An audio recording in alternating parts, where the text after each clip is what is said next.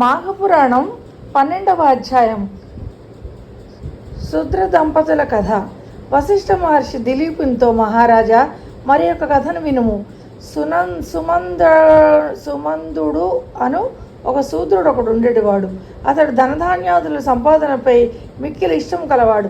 వ్యవసాయం చేయును, పశువుల వ్యాపారం చేయును, ఇవి చాలాక వడ్డీ వ్యాపారం కూడా చేయును. ఎంత సంపాదిస్తున్నా ఇంకా సంపాదించలేకపోతున్నానని విచారించేవాడు. వాని భార్య పేరు కుముద. ఆమె దైవంతురాలు.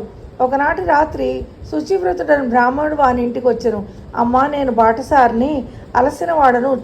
చలి చీకటి ముక్కుటముగా ఉన్నాయి.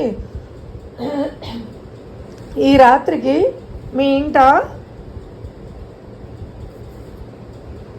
పడుకునే అవకాశం ఇవ్వండి, ఉదయాన్నే వెళ్ళిపోతాను ఇంటనున్న కుముదని అడిగాడు. ఆమెయు వాని స్థితికి జాలిపడి అంగీకరించింది. ఆమె అదృష్టమో ఆ బ్రాహ్మణుని అదృష్టమో యజమానియకు సుమనందుడు వడ్డీని తీసుకొంటకే గ్రామాంతరం పోయి ఉండెను. కుముద ఆ బ్రాహ్మణులకు గొడ్ల సావిల్లో ఒక చోట బాగు చేసి కంబళి మున్నగు వానినిచ్చి పాలను కూడా కాచి ఇచ్చెను. ఆ బ్రాహ్మణుడు ఉదయముననే లేచి హరినామస్మరణ చేయుచు శ్రీహరి కీర్తనలు పాడుచుండెను. కుముద, ఓయి, నీవు ఎచ్చటి నుండి వస్తున్నావు, ఎచ్చటికి పోతున్నావు అని అడిగాను. అప్పుడు ఆ విప్రుడు, తుంగభద్రా తీరము నుండి శ్రీరంగక్షేత్రమునకు పోతున్నాను. మాఘమాసమున నదీ స్నానం చేసిన పుణ్యం కలుగును, అందులకై ఇట్లు వచ్చి తిని అని సమాధానం ఇచ్చాను. ఆమె అడుగగా మాఘమాస స్నానం మహిమని చెప్పాను.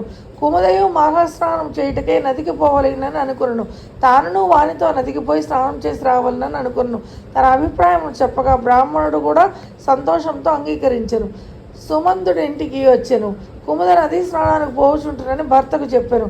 సుమందుడు, నదీ స్నానం వలదు, అనారోగ్యము కలుగును, పూజకు అనారోగ్యమునకు ధనమేమో అగును వలదు అని అడ్డగించను. కుముద భర్తకు తెలియకుండా బ్రాహ్మణుడితో నదీ స్నానానికి పోయాను. సుమందుడు భార్యను వెంబడించి నదికి పోయి నదీ స్నానంలో చేయుచున్న ఆమెను కొట్టబోయి నదిలో పడి శరీరం తడుపుకొనను. ఈ విధంగా ఆ దంపతులకు మాఘమాస నదీ స్నానమైనది, పుణ్యం కూడా కలిగింది. సుమంతుడు భార్యను తిట్టుకొంచు ఇంటికి తీసుకొని వచ్చెను. బ్రాహ్మణుడు స్నానం చేసి దేవతార్చన చేసుకొని తన దారిని తాను పోయాను. కొంతకాలానికి సుమందుడు వారి భార్యయు మరణించిరి. యమభటులు వారిని యమలోకమున కొనిపోయిరి. ఈ లోపున విష్ణుదూతలు వచ్చి విమానంపై కుముదని విమానం ఎక్కించి ఆమె భర్తను యమభటులకు విడిచిరి. అప్పుడు ఆమె, విష్ణుదూతలారా, నా మాటలు వినుడు.